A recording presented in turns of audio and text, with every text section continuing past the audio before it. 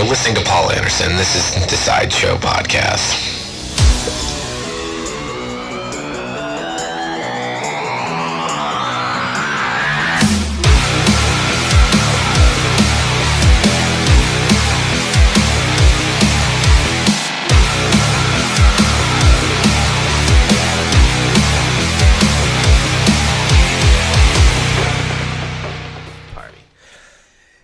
Hey, and welcome to another episode of the Sideshow PC. I am your host, Paul Anderson, and this week is a very special episode. I am joined by Wind and Sails, Evan Pharmakis. I hope I suck at last names, man. How you doing? I'm great, man. Thanks. How are you? I am awesome, man. It's great. I know we've been playing a little bit of telephone tag and here and there, but we finally made it happen. Yeah, man. I'm glad to be here. Thanks for having me. I love it, dude. So I'm glad to hear that. Are you doing good? How you been? I mean, you've been. Yeah. I'm doing pretty well. Still playing, writing a new album. Currently, in talks with some different booking agents and stuff. So nice. Planning on getting back out on the road again soonish. Nice, so, man. Yeah. That must be exciting. Good. I mean, you're living in Rhode Island, right? I do. Yeah, I live in Newport, Rhode Island. Nice, man. Now, yeah. I love your music, man. I mean, I love both ends of your music because obviously, like, for people that don't know who you are, I mean, you're one of the founding members of obviously of Vanna. And I just want to get that, we can clear that right away. I don't know how you feel about discussing what happened in the past or whatever. But I'm pretty open about it. Nice, about man. it all, Yeah. And I know in recent time they've just announced that they're splitting up. Yeah, I did hear about that. Any reaction to that? Just kind of get that out of the way. I don't know. I mean, things didn't end super well between us as people, but I kind of always just wished them the best with it. Like, they chose to keep the band going and keep working at it and see if they could kind of get to that next level with it. And I hope that, the remaining years they spent on it, took them where they wanted to go, and hopefully they'll all find some cool paths in the future. But, like, personally, we're not really, like, close anymore. I had a few people reach out to me already kind of asking me, are you going to be at the final shows, or are you going to come out and play a song? And, truthfully, if they had any interest in keeping in touch with me or anything and reached out to me, I probably would have went and done that. But, I mean, we like, literally never talk. So I kind of just hope the shows go well for them. And, I mean, I won't be there, but, I hope that they're a great success for them and stuff. So. No, that's good, man. It's good to kind of pull the Band-Aid and just kind of get it out there. Yeah, for sure. I mean, I know I mean, I've heard hearsay. It's great to hear it from you yourself. Like, I've heard obviously other people talk about it, so it's good to. But at the same time, though, I mean, let's not dwell on the past. Let's look to where you are now. I mean, Wind and Sails. Wind and Sails is a great project, man. I do give you a lot of credit. One of the things that actually grabbed me about Wind and Sails is the way you sing and your voice with an acoustic guitar compared to when you were singing with Vanna. I feel like they were very night and day. I feel like that your voice definitely comes across a lot better as an acoustic artist. Yeah. Vanna was something where I was kind of, I mean, I never took voice lessons. I taught myself how to play guitar. I loved singing, and I come from a family where, like, my father was a singer my whole life. So I've always liked singing, but in Vanna, I wasn't, anywhere near as good as I am now, just because I wasn't doing it for as long. Yeah. I would kill myself in Vanna, like, live shows and stuff, because I'm singing over a guy screaming the whole time, and then, like, very heavy, loud music. So it was much more challenging to be able to hear myself and to kind of find the right place in my diaphragm to be pushing from. Yeah. Whereas now that I'm doing, like, acoustic stuff, it's my voice, and, typically I have my acoustic a little lower volume-wise than my voice, so I can really hear myself. Yeah. So yeah, it definitely is a different thing. And also in Vanna, I kind of pushed my voice higher than I probably should have. Like I was singing a little out of my range, whereas in Wind and Sails, I've kind of been able to hone in on like a comfortable place. Yep. And I think I actually have kind of a deeper voice because the more I've been exploring it, the happier I've been with tone and just different things that have been coming from it. So I actually noticed that. I do notice that, man. Did you? Yeah, like listening to your renditions cover EP. I mean, I can see that in your. Oh my God, is it the Beverly? Your Death Cab cover. Oh yeah, the Ghost of Beverly Drive. Yeah. Yeah. I noticed that. So when you say that, it totally makes sense. Yeah, that covers EP was fun. I wanted to do like a full length of covers because there's a bunch of other songs I want to do, and even some I do live that I didn't track. Like I love doing a couple different Neil Young songs. But yeah, that covers EP came out really cool, and I also could just give it away for free, which I was super stoked on because I just like to I just want people to hear what I'm doing. So it's out there, and it's like you can download it. So that's a plus. But yeah, like my friends in Paris, I was playing shows in Paris, like in Vanna. They were known by another name quite some time ago, and then they changed their name to Paris, and I kind of watched them grow. And we did, multiple shows with them. And then after I left Vanna, I was doing, Wind and Sails like I am now, and I did a couple tours with them then. And they were like honestly like maybe 50 to 100 kids a night, like small venues, and then they just blew up, man. Like they just got on the radar, and like they're incredible. They're great people. They're a great band, but like they're the first band from Massachusetts that's like gotten serious success, and they completely deserve it because they're just such sweet people. There's no egos. There's none of that bullshit. It's just like good people writing good music, and they made it. So it's very satisfying to see. But I covered My House on this covers thing, and I just loved that song. I thought it was really good, and I got to kind of do my own take on it, and you killed send it to Lynn. Thank you. I sent it to Lynn when I finished it, and she like was stoked on it and like really happy with it, and that made me really happy about it. So that's one I'm really proud of. I was really, really stoked with how it came out. Now, are a lot of the I mean, the renditions is only 4 songs. Yes. Now, did you pull like when you were picking those songs? Obviously, like Paris, you're paying homage in a way to your really good friends. Now, were the other 3 in any way like a major player, like in your influences as an acoustic artist, or is that just as a person, pretty much in general? It's like you love the songs and this was it, like. Oh yeah, I've always had a spot in my heart for like 90s alternative. Like I just love it. I love the Gin Blossoms. I love the Goo Goo Dolls. I love the Cranberries. I love Pearl Jam. Yeah. Like I just love that whole kind of time period for music, and there's just this really cool like badass like vibe about a lot of those artists. And I honestly feel like a lot of 90s alternative is like the original, like the real original like emo. Yeah. Like so I mean, the Gin Blossoms song, Found Out About You, I loved that song. I've loved it since I was a kid, since it came out. And I always wanted to cover that, so I did that one. I was really, really happy to finally do that song. James Bay is just this awesome UK, like he plays acoustic, but he has a band, but he's phenomenal.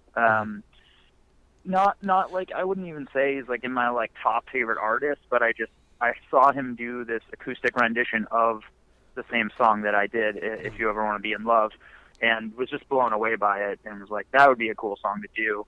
So I took a crack at that, and I think that came out really cool. I agree. And then Death Cab, I mean, I think Death Cab's like one of the coolest bands ever. Oh, for sure.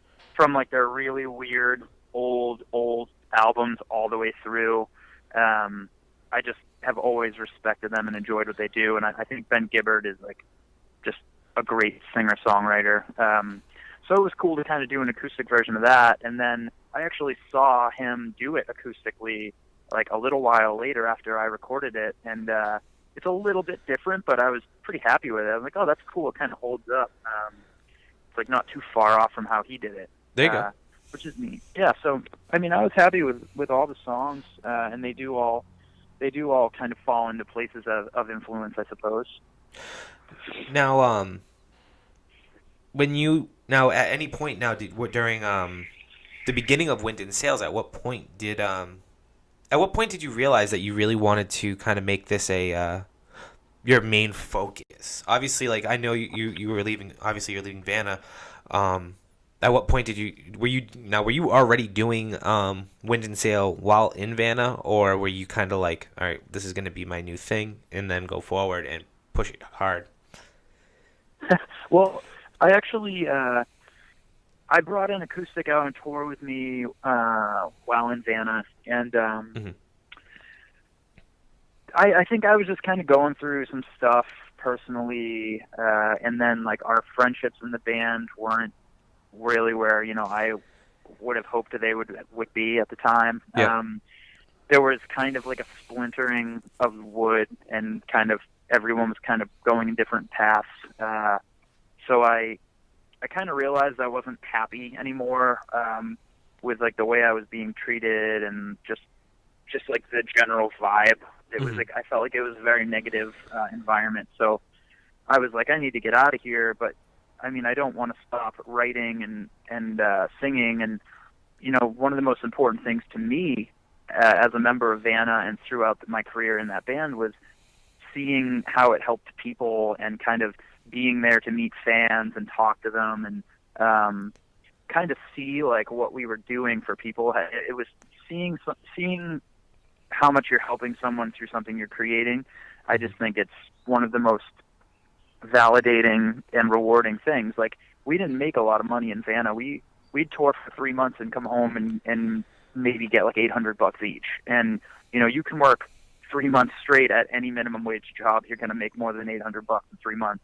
So True. We'd do 3-month tours, come home sometimes with $400 each. Like, it wasn't a sustainable job, but we were lucky enough to have friends and family that supported us, and we could continue doing it. So the most rewarding thing doing that was actually how it was helping people and meeting the fans and stuff. And so when I was deciding I wanted to part ways with the band, I was like, I can't give up on writing music that helps people, and I can't let go of wanting to be out there and meeting people, and just showing that I'm just a person. If you like my music and it means something to you, that's amazing, but like, that's never going to make me better than you in any way. Like, I'm just a dude who is lucky enough to play music that you like listening to. So when I started doing Wind in Sails, which was like toward the end of Vanna, that was the only thing that was really making me happy. So I ended up leaving the band. I actually parted ways with Vanna in the end of 2011, but they didn't announce it until I think February of 2012. Pretty much until they found Joel. Yeah, well, we had like a European tour lined up. I think it was European, and they didn't want to announce that I left the band until after they were already over there, because they thought it might deter people from going to the shows. So they didn't say anything. And then once they got over there, people started messaging me and were like, hey, why aren't you here? Like, what's going on? And I was like, awkward. I left the band. Yeah. So I kind of got like bombed with messages from people. And, I spent a lot of time responding and talking to people about it, because they were pretty bummed about it. But, that was what their management chose to do, was to kind of pull the wool over people's eyes, which I don't agree with, but, it was a choice that was made. Yeah. But yeah, so anyway, I got out of there and started doing Wind and Sail stuff, and I was writing this record, Brighter Days, for a while. I wrote the song Set Adrift. It was like the first Wind and Sail song that I wrote, and I made my own music video on my iPad, which is a friggin' nightmare. And, I saw that. I remember actually seeing that video. Dude, I spent like 12 hours one day, like fucking pinching and twisting my finger to get everything right. It was crazy. But I mean, and it's an okay video. It's like kind of silly, and I did it all with like I shot it with my phone, and then I did some footage I took in Europe. But it was pretty much all footage on my phone, and then I kind of had to lay it to the, sync it up with the song. Yeah. But like, it was fun. It was a nightmare, but it actually was really fun. And I was still in Vanna. I think we were on a tour when I did that, and I kind of showed it to all of them, like, check this out, and they were like, oh yeah, cool. Like, I don't think anyone really gave a shit, but I was proud of it because it took forever. You should be, man. I mean, fuck it. I mean, at the end of the day, it's your thing and it's you. I mean, right. That's cool. Thanks, man. I appreciate that. But yeah, so that was the first song I put out, and my really good friend Chris Curran, just this awesome producer, but just an awesome dude. Good friend of mine. Yeah, he recorded everything. Everything I've done with Wind and Sails has all been him. Brighter Days, Darker Nights, Morning Light, and the Renditions EP. Yeah, I mean, we did Brighter Days that first year just to get it out there, and it was tough, man. I mean, it's been tough doing Wind and Sails because I couldn't use Vanna as in any way for what I was doing because they blocked me from their Facebook page. I couldn't post on it. They wouldn't promote or help me kind of spread the word at all. So a lot of people, even to this day, I still get messages from people that are like, loved you in Vanna, didn't know you were doing this. Like, I love this. And it's been fucking some years. Yeah, it's been 5 years now. Jesus. But again, things didn't end well with us, and it's all personal shit, and I did some shitty stuff. They did a bunch of shitty stuff, and it just, we didn't make good choices. We were all kind of, I don't know. I think we were just all in a weird place at the time, and we all ended up making kind of poor choices that ended up costing us our friendship. But, yeah. But again, I don't like to speak ill of them. I don't know, how they are about me, because I don't really pay attention to them or the band or anything really. But, I just like to think, best to them.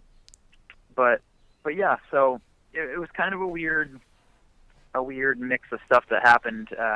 And I think Wind and Sails really pulled me into kind of keeping a positive mind frame and kind of pushing on in a more positive direction for the first 3 records anyway. The next album I put out isn't going to be so bright and cheery in any sense. Yeah. But we'll see. I mean, I can't wait for the new record. Once it is done, are you going to? I know now you had some of even in Vanna and a little bit outside. I know you've made comments along the lines of that you were having trouble with labels in the past. Yeah.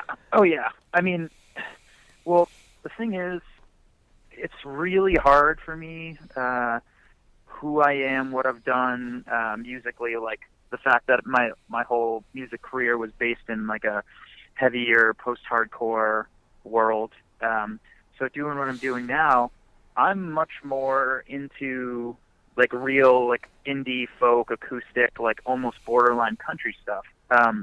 So it's hard to navigate into that world because it's so different from the post-hardcore, hardcore metal world. For sure. Because I love Ryan Adams and Noah Gunderson and Ben Howard, really cool acoustic artists, and that's the world I want to get into. But I haven't been able to find a path there. And all the people I've worked with so far in my career as Wind and Sails, they've all been people that are kind of tethered to the Warped Tour, heavier music world. Yeah. So it's just been hard, man. It's I don't know how to find the right team of people, but everyone I've worked with has been cool, and have really worked hard to try to help me.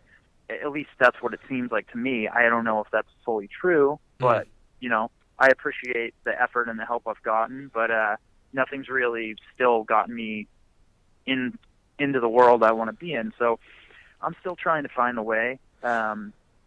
But yeah, man, I mean, the world I want to be in is it feels so different. Even just the glimpses I get. We have Newport Folk Fest here, like in the town I live in. Yep. And I go to that like almost every year, and you know, so many good artists play, and it's such a different world from, you know, obviously the heavy stuff. Of course. And that's like what I want to do. Like I want to play Folk Fest. I want to be, you know, hopefully one day go out opening for like Ryan Adams. You know, like I want to like get to that point. But if you don't know the right people nowadays, unless you're like some kind of really lucky success story where something sparks and you just catch on, like I don't know if it's attainable, but you know, I'm gonna keep trying and see if I can get there. Definitely don't stop, man. I mean, I think that what you're doing, you're on the right path. I mean, a lot of people I show your music to, whether it's at work or friends or whatever, they all definitely agree that it's great music and great content, and it's something that, you know, the more you keep going at it, the more you keep pushing, I think you're definitely gonna find your success for sure. I'll give you that. Thanks, man. Yeah, I mean, well, you were also asking me about like label stuff. Yeah.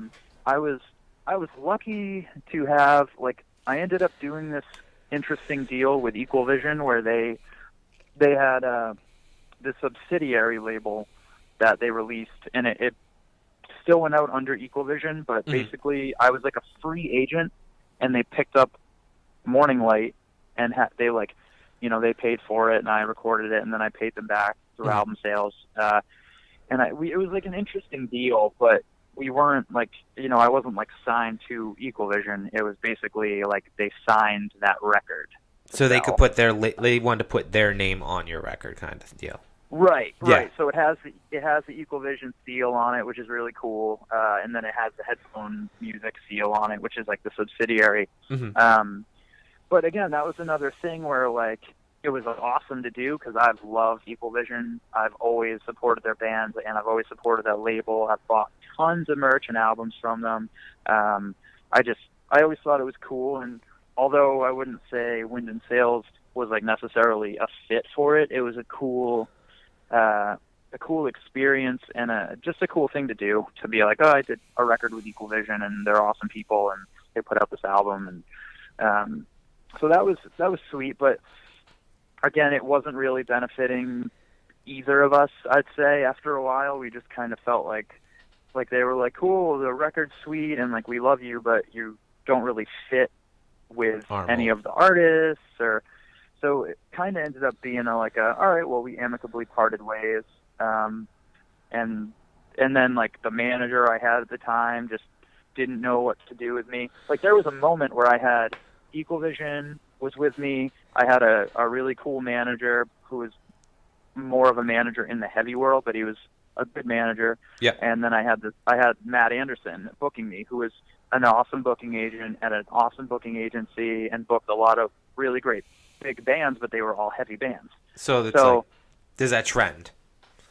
Yeah, exactly. So I'm like in this place where I'm like, I love all these people and they're cool, but like no one can do anything for me. Like I'm writing these songs that I'm pretty confident are good, and people that hear them like them, but I can't.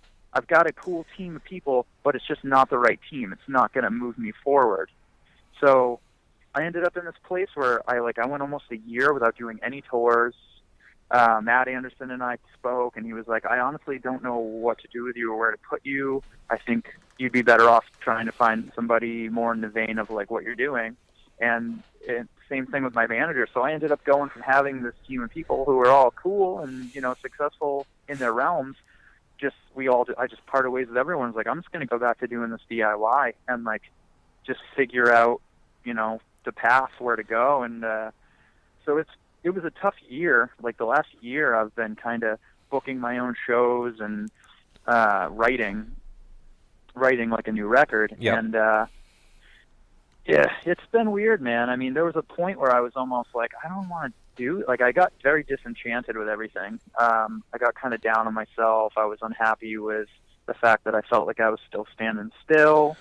And now I'm like, I'm just going to give it all, like, one more hard swing. I'm going to do one more Wind and Sails record at least and kind of push it hard and see where I can go. And if it goes somewhere, like awesome, because I've been working hard for a long time at it. And if it doesn't, then I mean, I did my best, and I'll at least leave behind like 5 albums that, you know, hopefully people will find and enjoy over the years.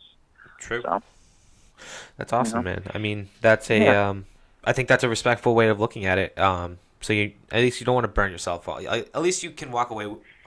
If you did, let's say, walk away from it, you're walking away from it, still kind of loving the fact that you're a musician. You know what I mean? Like, it's not like you're gonna put down the guitar forever and quit singing.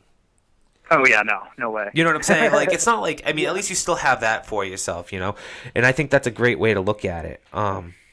You know, I think good things will happen. You know, you just got to stay positive, and that's one of those. I know sometimes that can be a tough mindset, but you definitely can do it. I believe in that.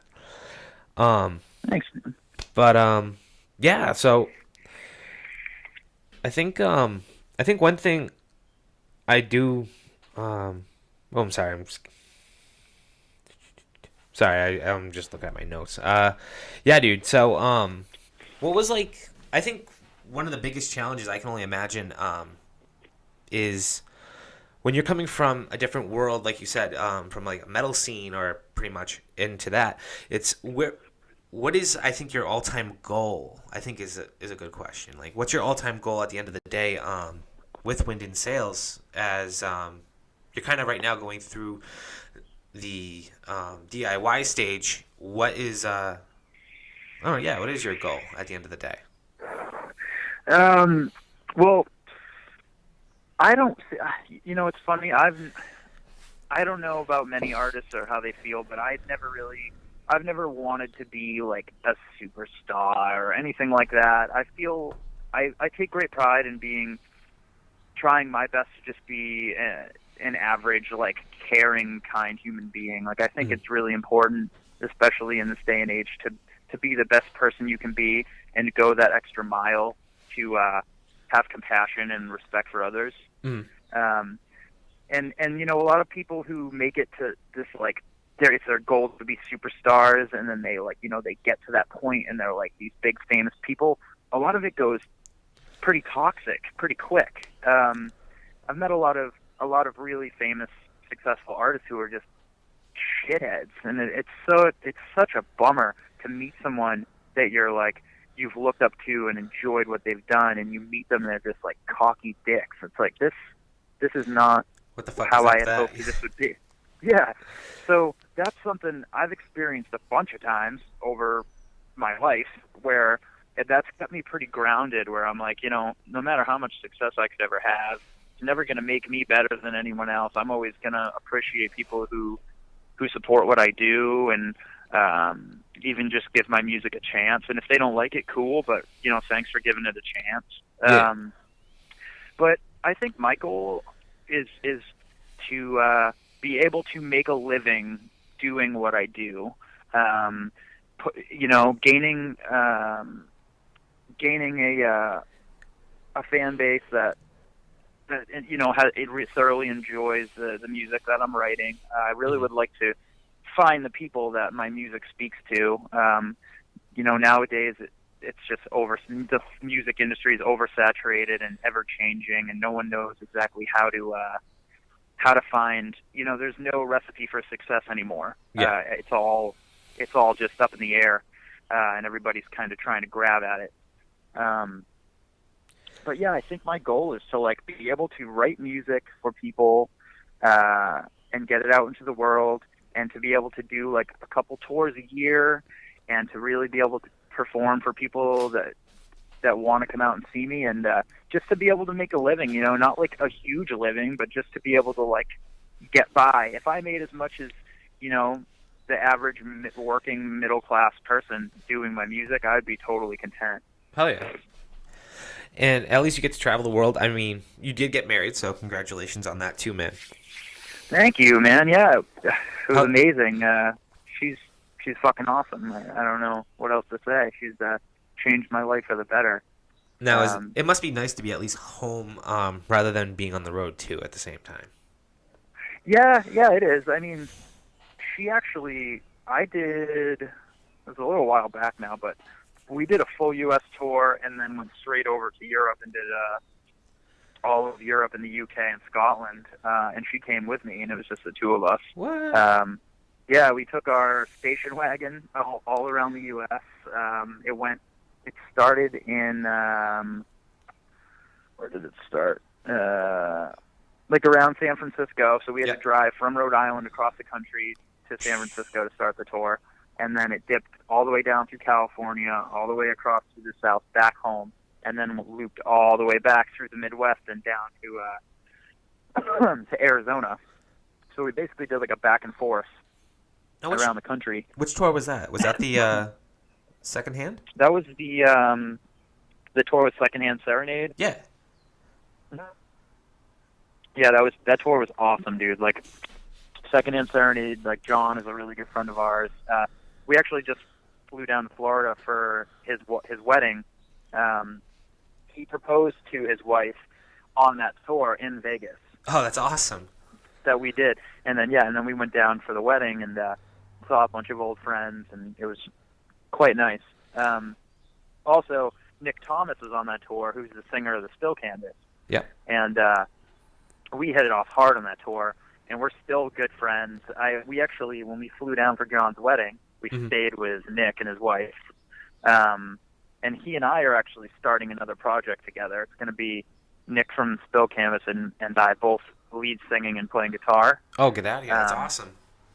Yeah, I mean, we don't know what it's exactly the sound and style is going to be, but it's definitely like a solid plan. Because we're all going to be moving out to like the Pacific Northwest over the next year or two, and then once we get out there, he and I are going to like go full throttle on starting this project.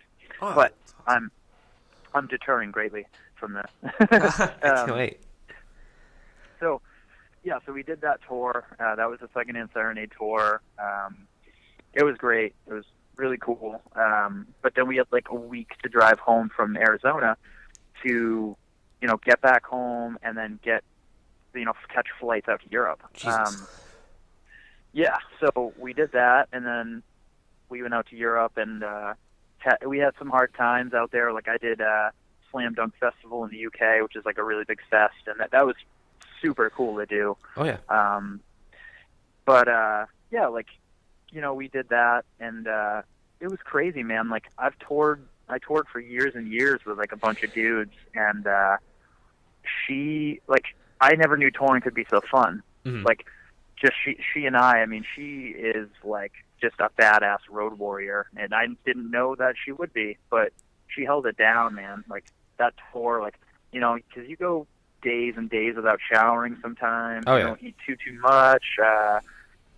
She just fucking did it, man. I was like, wow. Like, I think that like I already knew I wanted to marry her, but that like sealed the deal. Right. I was like, okay, I love you're that. just a badass. Yeah. So that was cool, man. And she was telling me forever before that tour, like, I really want to travel. I really want to see the world. There's a lot of stuff I want to see that I haven't done.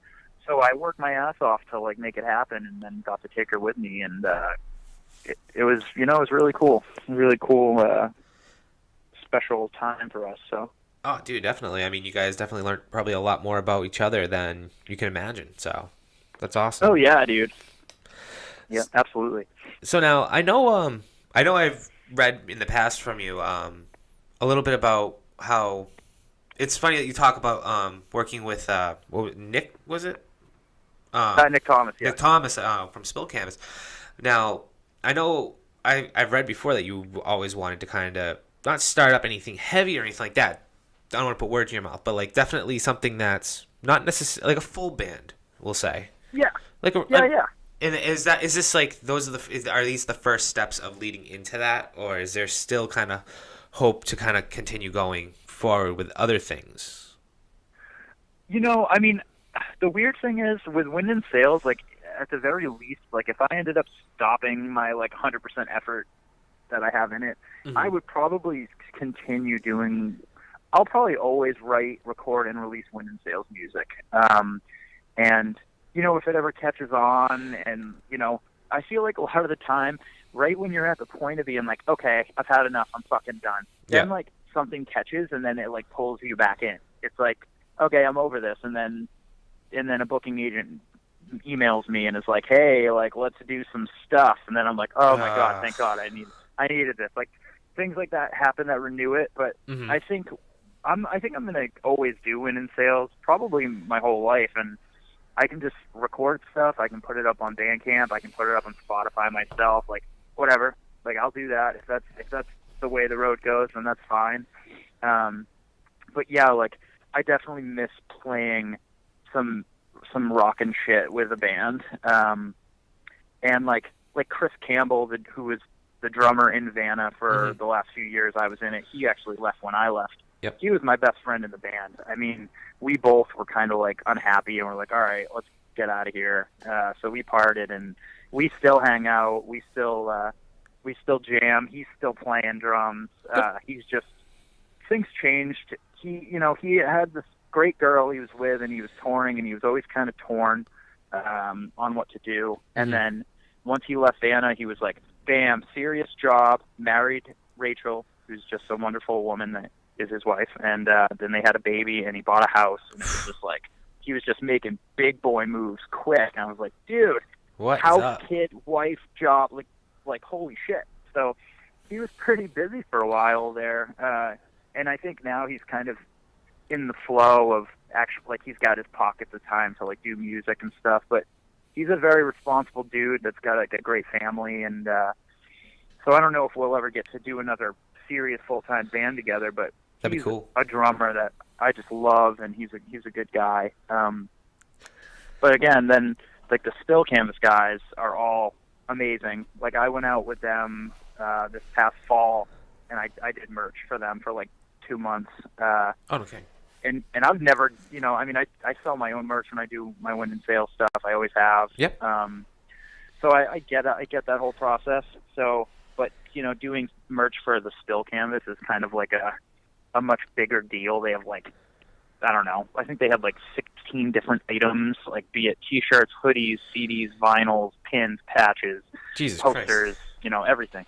So I was like the road dog, managing all the merch, making sure orders were in, doing all the pre-order packages for people, doing they had like the VIP meet and greets before the shows. I was like keeping track of that whole list, getting in touch with everybody, emailing everyone.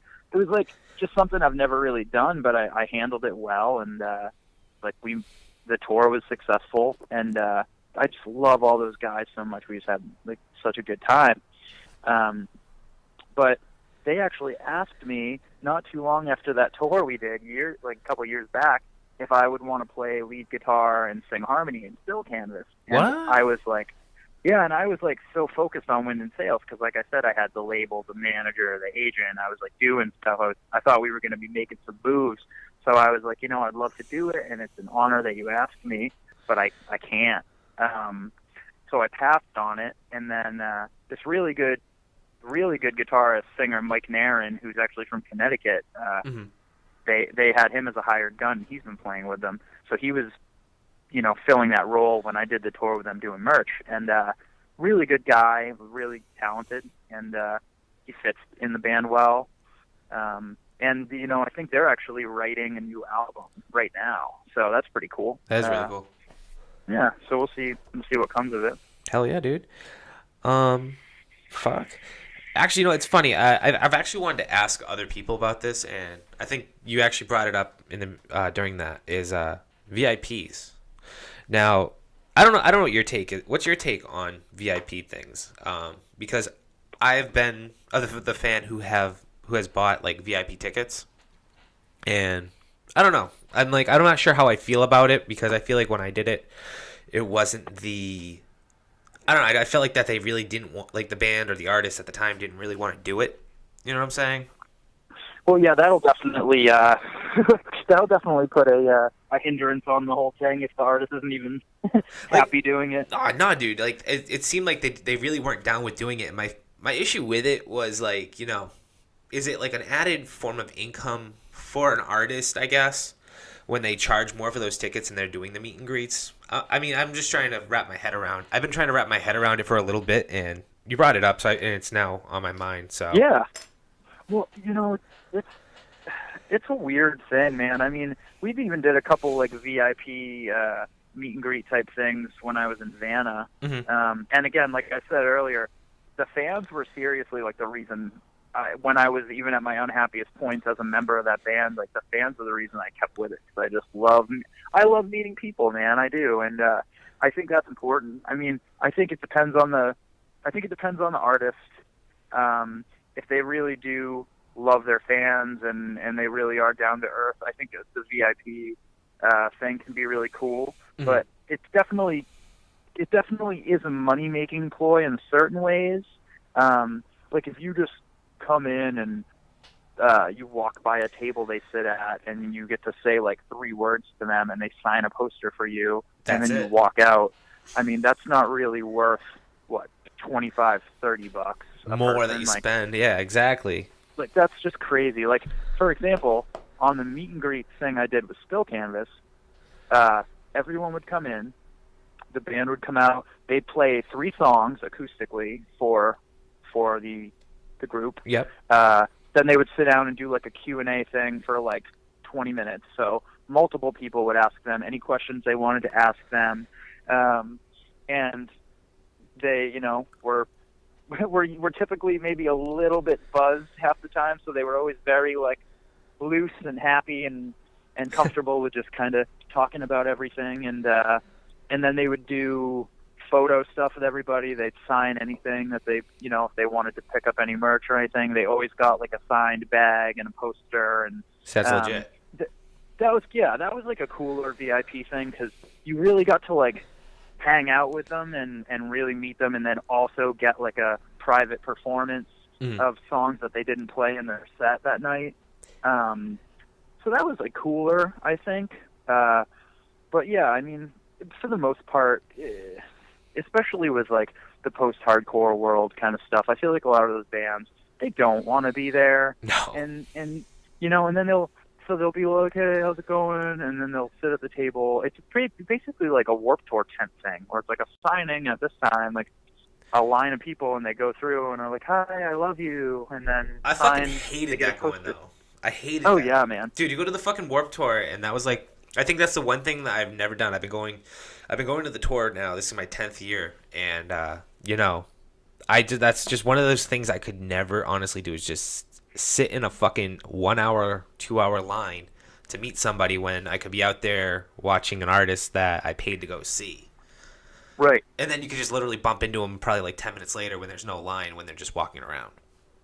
Man. Pretty Absolutely. fucking simple. Yeah, dude. The waiting in line thing always blew my mind. I don't know. It's, that whole world, I feel like the post-hardcore world thing was strange because Vanna, like, we never intended to end up in, like, we ended up in a weird place where, like, all of these bands, like Sky Eats Airplane and, let me think. I can't even think of the bands anymore. Like Alisana and, like, actually, I Wrestle the Bear once were like really cool, like just out there people that played like really wacky music. True, actually, I was just thinking of bands, but yeah, no, you're right. Oh yeah. Iwabo was just the shit. Yeah, and like Krista is still like a good friend of mine. Like we don't get to see each other much, but like we still talk, and she's a sweetheart. But yeah, like I just mean like there were like kind of those like scene bands where like you knew they were kind of. Yeah, it was, I mean, everyone was kind of doing it, and we were trying to do something different, but I think because of the way we looked and the fact that we did breakdowns and had singing, we kind of just ended up lumped into that world, but we pretty much wanted to be like an Alexisonfire with breakdowns. Yeah. I think that was like the original kind of direction, and then some of the guys in the band just got very obsessed with like the tough hardcore thing, and then everyone was kind of, it was like a tug of war writing songs where it was like, this is like, is this how the song needs to be? Yeah, exactly. Like it just ended up being a weird thing where everyone was kind of fighting to have it sound a certain way, which that ends up being toxic, I think, But yeah, man, I mean that that world is weird. And I got a good glimpse at the whole VIP thing in Vanna. The last few years we did Warped Tour and stuff. I just stood at our tent, like out front of the table, and would just love to meet people and give people hugs and sign whatever they wanted. Never really had any interest in like, hey, let's get a giant line and yeah, make exactly. people sit for 2 hours. And I can definitely back you up on that because I've definitely swung over there, and you guys were always just well available. You know what I mean? There was no hanging out by the bus and being nobody being able to find you guys. So I definitely do remember seeing you guys just kind of hanging out and drinking beers and just doing your thing. Yeah. I think we always found a lot of enjoyment from like letting people know we appreciated it, that they gave a shit about what we were doing. That was always important, and I'm sure it's still very important to those guys. Like I said again, I don't really pay attention to them or what they're doing or anything, but for all the people that support Vanna and like Vanna, like try to get out to their last shows, because that's I'm sure that'll mean a lot to them. And I wish I could go to a couple of them, but I really just feel like it would just be awkward. Yeah. So it is what it is though at the end of the day, and that's kind of that's the best way to look at it. Right. Nah, man. So I think it's funny. You also mentioned Alexisonfire, and I think that's one of those. I feel like that's one of the biggest comparisons, actually, when it comes to Wind and Sails, is you and Dallas Green. Yeah. I feel like I get that. You must get that a lot, and I definitely I think that like when I know I have a friend that is a fan of City and Color, I have to show him Wind and Sail, and I feel like they kind of go, hand in hand. Like if you like this, then you're definitely gonna like this. Yeah, it's funny that it worked out that way, because I wasn't even like into Alexisonfire for like a little while. Maybe I think it might have been after we put out like the first Vanna release. Somebody came up to me at a show and was like, "Oh, dude, you sound like Dallas Green," and I'm like, I didn't know who he was. Yeah, so I'm like, okay, and then we did Curses, and then I started getting into Alexisonfire when they put Watch Out, that record Watch Out, and I heard a couple songs off their first record and liked it, but I didn't really know who the people were or what. I just was like, oh, that band's pretty cool. And then Watch Out, I was like, oh, this record's amazing, and the singer is like really good. Like, Dallas is kind of almost like the focal point of the record Watch Out. There's like almost more singing than screaming on that album. Yeah, I agree. And I dug that. And then like when I heard Sometimes, I was like, oh my god, this dude's awesome. And so it's flattering to be compared to him, but like I think he has one of the best voices out there. Like it's so smooth and soulful, and also very like fragile at times. And I was very into City and Color for like the first few albums. I haven't been into him for a while. Like I think he's great. I think his voice is great, but just the direction he's gone hasn't personally for me been what I haven't kept me with him. I agree. No, I totally agree, because I know listening to Thirst, it was very like, I don't know, jazzy is the right way to put it. It's just.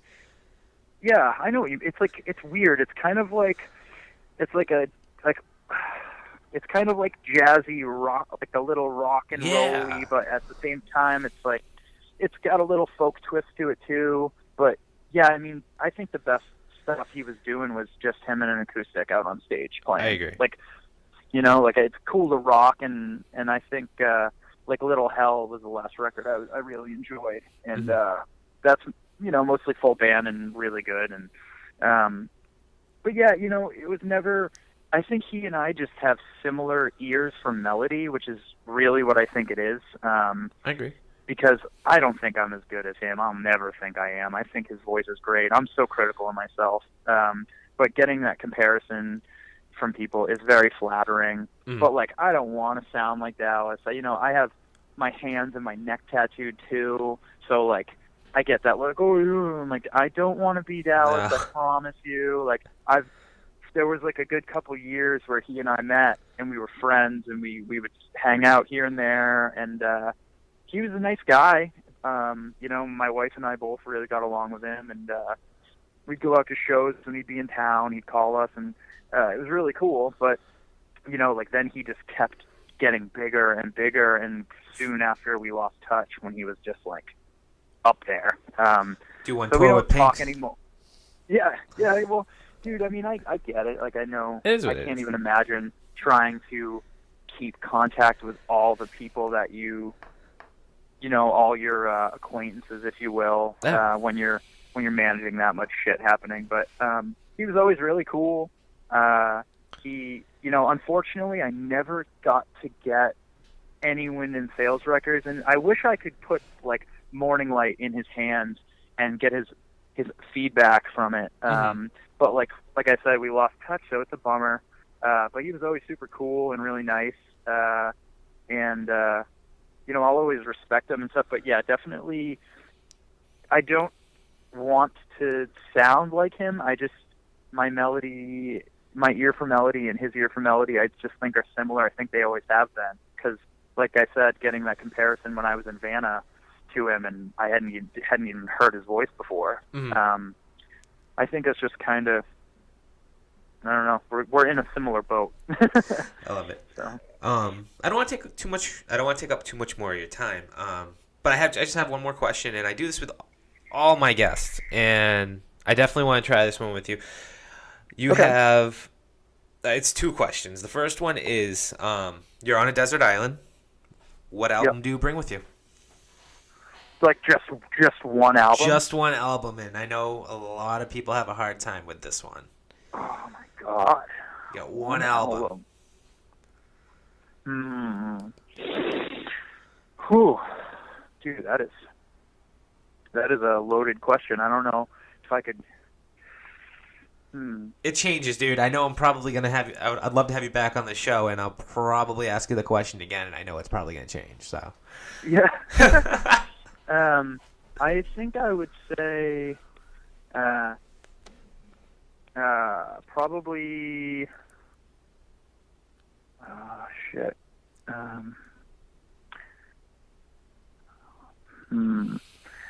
I'm just torn between a couple different albums.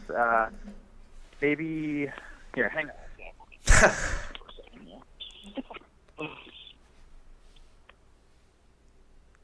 Because I've got,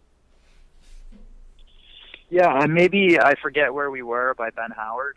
That might probably, I'll go with that, just because that album is very incredible and has a lot of different vibes to it, and it hits a special place in my heart. So there you go. I don't know if you've heard Ben Howard. No, I haven't. Dude, oh my God! Like, do yourself a favor and check him, and everyone listening, do yourself a favor and look up Ben Howard. Just wow, like amazing finger style acoustic player with just an incredible voice. Lyrics are amazing. His melodies are amazing. His all the instrumentation to his songs are incredible. One of my favorite artists I've ever heard. He's just phenomenal. Nice. I like it. I like that. I'll look him up tonight, throw him on my Spotify, and check him out. Cool. All right, and I think the next question that I had for you is, you get to go on. I was gonna do this. I do this 2 different ways. You can do fictional, or you can do realistic, who you would truly like to go on tour with. I'll give you, for instance, and I've done this every time. Josh Herzer was on my show, and he picked Michael Jackson, and we both know Michael is long gone. So right, not possible. So and it worked. So we'll start with a fictional one if you want. Okay. When I think fictional, I just think it's of an artist that I really enjoyed that passed away. So I would probably say Jeff Buckley. Okay. He's so out there, man, but he was just incredible and like went way too young. And I think the music world really missed out from his passing, because I think the more music he would have written and put out there, just would have been incredible. Like all the stuff he did get to release. And then probably Elliott Smith would be a close second to that. Oh, that's a again good one. Another just phenomenal singer-songwriter that reached so many different places in your heart and head with his songs. I agree. That's a good one. That's a really good one. And you got one more. For fictional? Yeah. Or for fictional? Fictional. Okay. One more fictional. All right.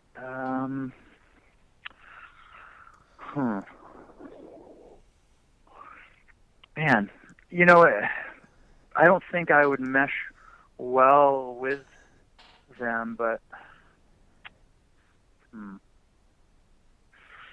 I mean, I guess I could say, like, you know, he hasn't passed away, but I'll say Neil Young, just because he's another amazing singer-songwriter that I know I'll never have any chance of playing with. Fuck it. I like it. Yeah, I mean, just that guy, dude. Like, some of his stuff is like a little wonky here and there, which I think is what makes it so wonderful. But he's on Spotify. He's got so many albums, and they're just so cool, and they all have such personality.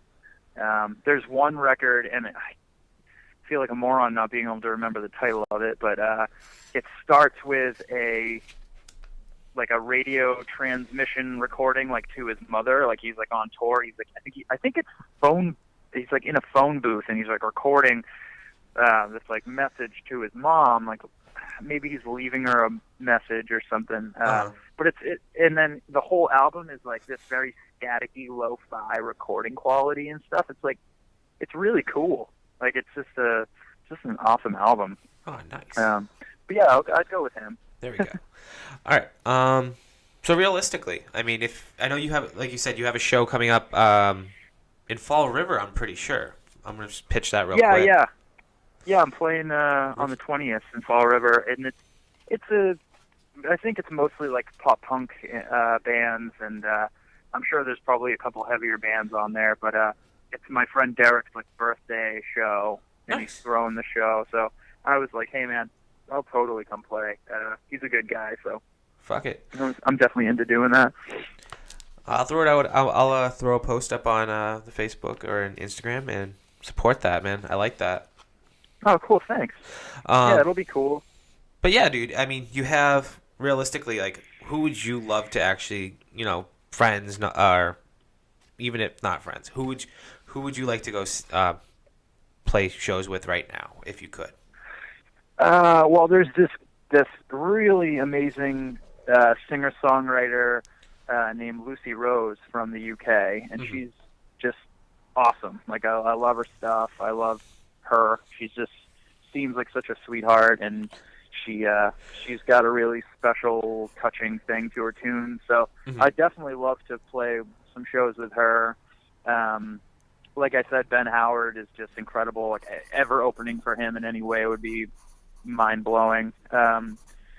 For the sake that I get compared to City and Color a lot, I mean, I think I would probably benefit from doing a tour opening for Dallas. Just many people like his stuff tend to like my stuff. So, you know, and we know each other, but, you know, I never really, I don't know. Who knows what could happen, but, who knows? Yeah. I mean, I'd love to play with him, but I don't know if that'll ever happen. I fucking love it. Nah, dude, that's awesome. Hey, you know what? Like I said, I don't want to take too much more of your time. I really appreciate you taking time out of your life to be on my little podcast, man. I really appreciate it. It really means a lot to me. Oh, dude, it's no problem, man. I'm sorry that it took a little while to finally line up our schedules, but yeah, it was great. It was great to be here. I appreciate you having me. Hey, dude, I appreciate it, honestly. Like, you know what's good about this podcast is the fact that I'm kind of like you in a way. It's all DIY. Everything I do, all the work I do is all me, man. So I do truly love it, and I'd love to do it again sometime. Definitely when you get closer to your release of your next record. I want to hear a lot about it. Yeah, that sounds great, man. I'm always reachable. You know how to reach me, so yes, just let me know. Sounds great, man. Cool. All right. So, everybody, that was Evan from Wind and Sails. And definitely check him out. He's over on Bandcamp, Facebook. Definitely throw his albums out. Throw them on Spotify if you got Spotify. I can't suggest any other. All the records are fantastic. Literally, Morning Light's probably Thank you. Literally, dude, Morning Light is probably one of my favorite records. I've listened to it almost every day. Literally, it's one of my favorite records of all time. So I give you a lot of props for that. So I tell everybody out here listening, dude, check it out. It's awesome. So thank you, man. That means a lot. But yeah, so this is the Sideshow PC, and until next week, take care. All right. Hey, this is just a last minute thing. Just for a reminder, if you haven't started following us over on the social media, get on it. You can find us over on Facebook at Sideshow PC. I'm on Instagram, Twitter, Sideshow PC. Even if you want to shoot me an old school email, fuck it. It's sideshow508@gmail.com. Have any questions, suggestions for the show? Yeah, set it up. Well, I can do my best to set things up, and yeah. So I'm actually gonna do something I've been been doing since I have a lot of musical artists on my show. I'm gonna leave you with a tune, and I really hope you enjoy it. And this is, like Evan had said, his cover of Paris's My House.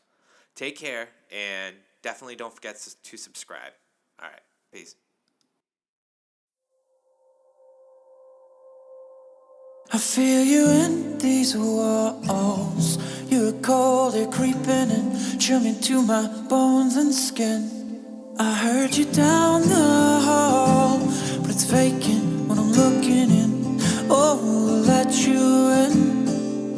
You walk around like you own the place, but you never say anything.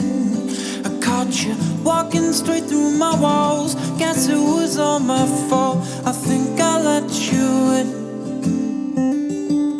Never thought that I would feel like this.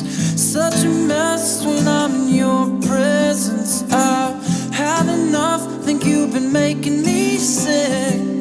Gotta get you out of my system, yeah. It's my house, and I think it's time to get out. It's my soul, it isn't yours anymore. It's my house, and I think it's time to get out. Yeah, I think it's time to get out.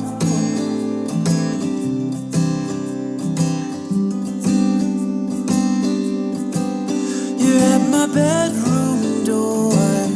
Heard your footsteps on the floor, closer than ever before. And now you're in my room. You're cold, you're creeping through under sheets, avoiding you.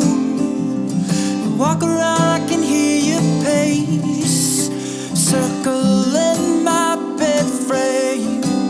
Oh, but now we're face to face, head on my pillowcase. But darling, you can't stay. Never thought that I would feel like this. Such a mess when I'm in your presence. I've had enough, think you've been making me sick. Gotta get you out of my system, yeah. It's my house, and I think it's time to get out. It's my soul, it isn't yours anymore. It's my house, and I think it's time to get out. Oh yeah, haven't you heard? I'm not yours anymore, I'm not yours anymore.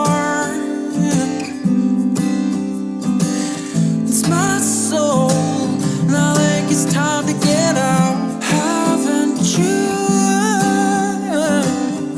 I'm not yours anymore, I'm not yours anymore. No, it's my house. I feel you in these walls. You're cold, you're creeping and chilling to my bones and skin.